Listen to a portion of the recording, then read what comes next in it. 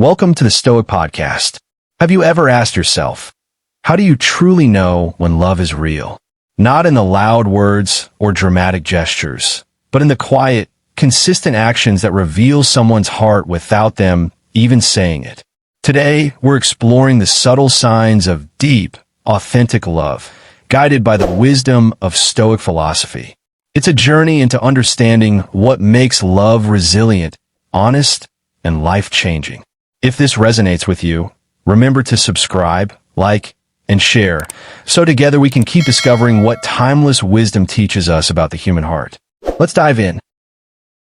Have you ever found yourself wondering why some relationships just seem to, flow? Yeah, they feel almost effortless, natural. Right, while others, maybe despite your best efforts, feel like this constant struggle, like you're pushing a boulder uphill every single day. It's exhausting. Exactly. And we often look for those big, grand gestures or these heartfelt declarations. The movie moments. Yeah, the movie moments. Yeah. But what if the true measure of love isn't really found in what's said? What if it's in these profound, consistent actions? Actions speaking louder than words. Precisely. Today we're doing a deep dive into this incredible source called 8 Ways She Loves You Truly. And it's not just a simple list, is it? No, not at all. It meticulously details 8 really profound behaviors that, according to the source, women reserve specifically for men who've truly captured their hearts. Okay. And here's the twist that really got me. It shifts how we think about love. This perspective is deeply influenced by ancient Stoic philosophy. Stoicism. Interesting angle. So our mission here in this deep dive is essentially to help you not just recognize, but really appreciate genuine love in your life. Not just its presence, but its depth. Exactly. Its depth. What we're about to explore might actually completely change how you perceive those subtle yet incredibly powerful signals. Because, as the Stoics believed, love isn't merely an emotion that just washes over you, right? It's a series of deliberate choices. It's actions, it's commitment revealed in how someone consistently behaves. Okay, let's unpack this then. The first behavior, and this one really struck me when I was reading the source, is how she becomes her most authentic self around you. That sounds simple, but it's huge. It is huge, and it's often overlooked, but it's profoundly important. We're talking beyond just, the comfort of ditching the makeup or wearing sweatpants. So that can be part of it. Right, that's part of it, sure. Yeah. But this is about deep emotional authenticity. Okay. Think about it. She'll share her fears, her most ambitious, maybe even kind of crazy dreams. The vulnerable stuff. Totally. And those truly embarrassing childhood stories that, maybe nobody else hears. You'll see her cry over a sad movie or laugh until she snorts. Those completely unfiltered moments. Yeah. She stops trying to impress you superficially. Instead, the focus really shifts. It goes deeper towards a genuine connection. So less performance, more realness. Exactly. She'll feel comfortable sharing maybe unpopular opinions or admitting when she's wrong and truly opening up with her vulnerabilities. That takes courage. It does. And the profound insight here, I think, is that this isn't just about comfort. It's like the ultimate signal of trust. A deep confidence that you'll accept her, flaws and all. Precisely. Without judgment. And that is such a rare and powerful foundation for any relationship. And how does this kind of radical authenticity connect with Stoic principles? Because it sounds incredibly liberating, but also demanding. Yeah, well, it's fascinating because the Stoic philosophers, like Seneca, they valued authenticity or living in accordance with nature, as they put it, above almost everything else. Yeah. They understood that true, solid connection can only really happen when we drop our defenses, Let the guard down. Yeah. So this level of emotional transparency, it isn't just comfort. It signifies complete trust. She's essentially showing you her deepest self, knowing you're a safe harbor. Which is precisely what the Stoics believed was necessary for genuine human connection, that safety. Exactly. So if that authentic foundation is key, what happens when things inevitably get tough? Because they always do. Always. Conflict is unavoidable. Right. And that brings us to our second profound behavior. How she handles conflict. This is where so many relationships falter, I think. Because conflict becomes a battle. Yeah, a battle to win. But a woman who truly loves you, according to this source, will fight for the relationship, not against you. That's a crucial distinction. Fighting for it. It really is. So when disagreements come up, She doesn't try to win the argument or, prove a point at your expense. It's not about scoring points. No. Instead, she approaches conflict as a problem to solve together. As a team. She'll take time to cool down before responding if she's angry, to make sure it's a productive conversation. Which is hard to do in the moment. So hard. But she listens to understand your perspective, not just to prepare her counter-argument. Active listening. Yes. And she apologizes when she's genuinely wrong and is truly forgiving of your mistakes. Fundamentally, she remembers you're on the same team. Okay. And here's the powerful part. This doesn't mean she avoids tough conversations. Quite the opposite. Oh, interesting. Yeah, she will bring up important issues, even the uncomfortable ones, because she cares about the future and wants you both to grow together. That makes sense. It actually echoes the wisdom of the Stoic philosopher Epictetus. How so? Well, he taught that we can't control what happens to us, right? External events. But we can absolutely control how we respond. Okay, yeah. And this principle is just beautifully embodied in her approach to disagreements. She's not fighting against your character or trying to tear you down. She's fighting for the connection itself, for that shared future. It's a powerful idea, isn't it? It really is. To see conflict not as a fight against someone, but as like a shared challenge. It shifts everything. That's a really insightful way to put it, a shared challenge. And speaking of individual growth within a relationship, here's the third behavior. Okay. And this one might seem a bit counterintuitive, especially in our culture that sometimes romanticizes codependency. Oh, yeah. What is it? She maintains her independence and actively encourages yours. Ah, interesting. Not clinging. Right. It's not about needing each other less, maybe, but about being complete individuals who choose to share their lives. Two whole people. Exactly. So she won't lose herself in the relationship or expect you to be her entire world. That's a lot of pressure. She continues to pursue her own interests. She nurtures her friendships. She keeps growing as a person. And she supports your growth, too. Yes. And she doesn't just tolerate your independence. She actively supports your goals and dreams, even if it means time spent apart sometimes. Why? What's the thinking there? Because she understands fundamentally that your personal growth ultimately benefits both of you and the relationship itself. Right. It feeds back into the partnership. Totally. And you'll see this in daily examples like she makes decisions without needing constant approval for every little thing. Okay. She'll have differing opinions and express them respectfully. She'll spend time with her friends without feeling guilty. Or making you feel guilty. Exactly. No guilt trips about you doing the same. That makes perfect sense. But I am curious, in our modern world where independence can sometimes be misunderstood, maybe as a lack of investment. Yeah, like detachment. Right. How do the Stoics advise we navigate that potential misperception? Where's the sweet spot? That's a really good question. And it's something the Stoics definitely grappled with. They saw true love as an enhancement of two complete individuals. Not a fusion. Right, not a fusion that erases one person's identity. Yeah. So this balance, this togetherness, and fierce independence, it isn't a sign of distance. It's a sign of maturity. Yeah, exactly. It's a hallmark of mature, secure love. It comes from a place of abundance, two whole people choosing to share their lives rather than two halves desperately seeking completion in each other. I like that framing. Two whole people. It really reframes the idea of us in a powerful way, I think. All right, let's dive into the fourth behavior. Okay. This is all about how she handles your imperfections and mistakes. Because we all make them. Constantly. And this is where the Stoic concept of sympathia comes into play. Sympathia. Tell us about that. It's more than just empathy, really. It's this profound sense of interconnectedness, of shared humanity. Okay. It's the understanding that fundamentally we're all flawed humans doing our best, and we should approach each other with that inherent compassion. So seeing the shared struggle. Yes. And in practice, she sees your mistakes more as opportunities for growth rather than, character defects to criticize constantly. That's a big difference. It is. Now, this isn't about ignoring red flags or accepting genuinely harmful behavior, let's be clear. Right. There are limits. Definitely. It's about distinguishing between normal human imperfection and real deal-breaker flaws. So when you make mistakes, her response tends to be patience.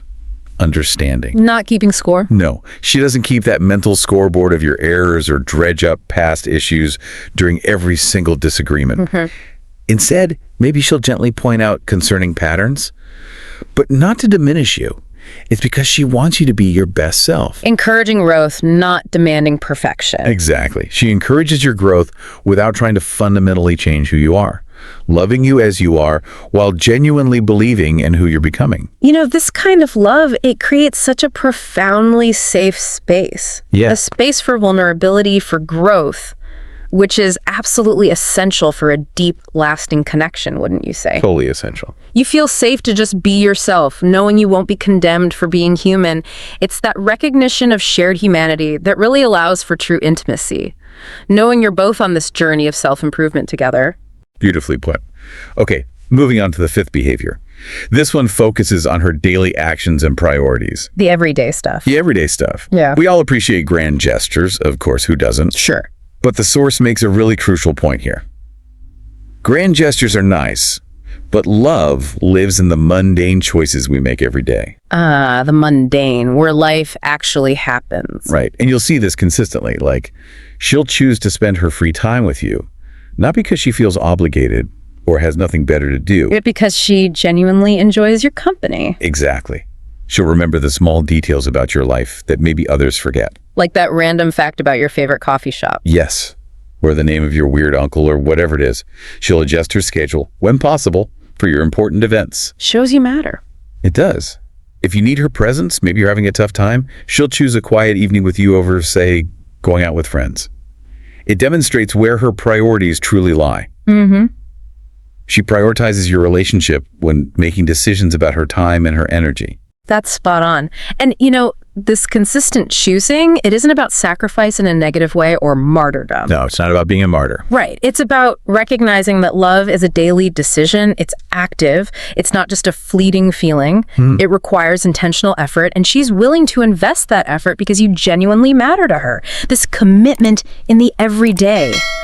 That's what builds the deep, steady foundation that the Stoics believed was so vital for a well-lived life. That commitment in the mundane. I like that. Okay, for our sixth behavior. This is one that can be particularly challenging to recognize sometimes. Why is that? Because it requires real emotional intelligence, I think, both to give and to appreciate.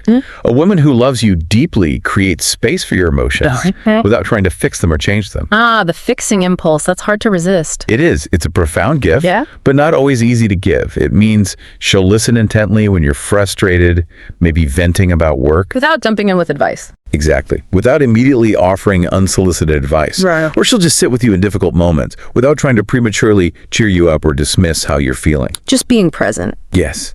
Yeah. She understands that sometimes you just need to process emotions, not necessarily solve problems right then and there, and that your feelings are valid, even the difficult ones. She won't judge you for having bad days or struggling. Instead, she just offers her presence, her quiet understanding. It allows you to be fully human, to experience the whole spectrum of your emotions. The Stoics believed that emotions are natural. They shouldn't be suppressed. Right. But they should be understood and processed wisely.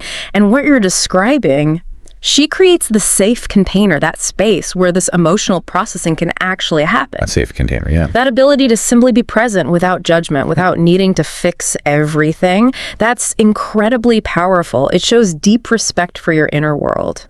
It really does. A true safe container. Okay, and speaking of surrounding relationships, the seventh behavior highlights how she handles your connection with other people. Friends, family. Exactly. A woman who truly loves you will support your other relationships. Critically, she won't try to isolate you. That's a huge sign of security. Huge. Yeah. Both in herself and in your bond. She understands that healthy love enhances, rather than competes with, your existing connections. It's not zero-sum game. Not at all. She makes genuine efforts to connect with your family, your friends. She won't force you to choose between her and other important people in your life. She actually encourages your friendships and isn't jealous of the time you spend with others. Where does that security come from? According to the source, it comes from trusting your commitment to her, not from needing to control your social life. Right. Trust, not control. And importantly, another facet of this is that she defends you when you're not present. She speaks positively about your relationship to others, and she protects your privacy. Doesn't air dirty laundry. Exactly. Doesn't use your vulnerabilities as ammunition in arguments later on. Wow. Yeah, this behavior really shows a deep security, doesn't it? It does. And an understanding of how interconnected a truly loving relationship is within a person's entire life. It speaks to her confidence in your bond and her respect for your individual world. The Stoics often emphasize the importance of community and healthy relationships outside the primary partnership, and this truly embodies that interconnectedness. Absolutely. Okay, and now for the 8th and final behavior we're discussing today. The grand finale. Maybe. It's how she approaches your future together. She invests in a shared future while, and this is key, maintaining realistic expectations. Investing, but realistic. So this means she makes plans that genuinely include you. Not in a way to trap you, but because she truly sees you as an integral part of her life moving forward. It feels natural, not forced. Right. She considers your preferences when making big decisions that affect both of you. She includes you in conversations about her goals, her dreams, even if they're still, just forming. And she invests in the relationship itself. Things like actively learning your live language. Whether it's words or time or acts of service. Exactly. Or understanding your unique communication style, or maybe even working on herself to be an even better partner. That's investment. And you said there's a crucial part from the source about this. Yes, absolutely crucial. She invests in your shared future while holding it lightly. Holding it lightly. That sounds very Stoic. Doesn't it? Yeah. It's a profound connection to Stoic non-attachment. Explain that a bit more. Well, she makes plans, she invests, she hopes, but she does so while understanding that life is fundamentally unpredictable. Okay. She hopes for forever, maybe, while accepting that ultimately she can only control her own choices and actions, not outcomes, not you. So loving from abundance, not fear. Exactly. She loved from a place of choice and abundance, not desperation or fear of loss. The Stoics taught that we should love deeply, fully, while accepting that everything external is temporary, that things outside our direct control might change. Right. We don't control the future. We don't. And this allows her to give her whole heart without clinging desperately. And that's a truly powerful form of commitment. Wow. Okay, so those are the 8 behaviors. Yeah. And understanding these 8 behaviors, look, it isn't about keeping score. No checklists. Right. Definitely not about creating a checklist to vet someone. That would totally miss the point. It's really about recognizing the profound gift of being truly loved by someone.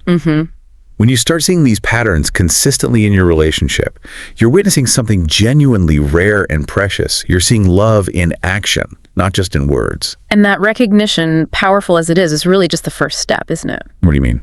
Well, the real question for you, the listener, is how do you respond to this kind of love? Okay. The response. Yeah. Do you receive it with gratitude? Do you reciprocate with your own authentic actions? Do you create the space for her to be herself while you remain true to who you are? Right. Do you fight for the relationship, not against her, when those challenges inevitably arise? Those are powerful questions. Because the Stoics believed that love is both a profound gift and a profound responsibility. Yes, again, responsibility. Exactly. And if you're listening and maybe not seeing these behaviors as much as you'd like, it might be time to look inward. To examine if you're creating the conditions for it. Precisely. Are you creating the conditions for such love to flourish? Love is a mirror in so many ways. The depth of love you receive often reflects the depth of love you're willing and able to give. That's a challenging thought, but a really important one. Love is a mirror. The Stoics believed that the highest form of love is one that makes both people better. It elevates each individual. Mutual growth. Yes. So when you experience these 8 behaviors, when you recognize them, you're not just being loved, you're actually being invited to become your very best self. That's the transformation. That's the true transformative gift of deep love. And the encouraging part is it's available to anyone willing to do the work, the inner work of becoming someone worthy of such devotion.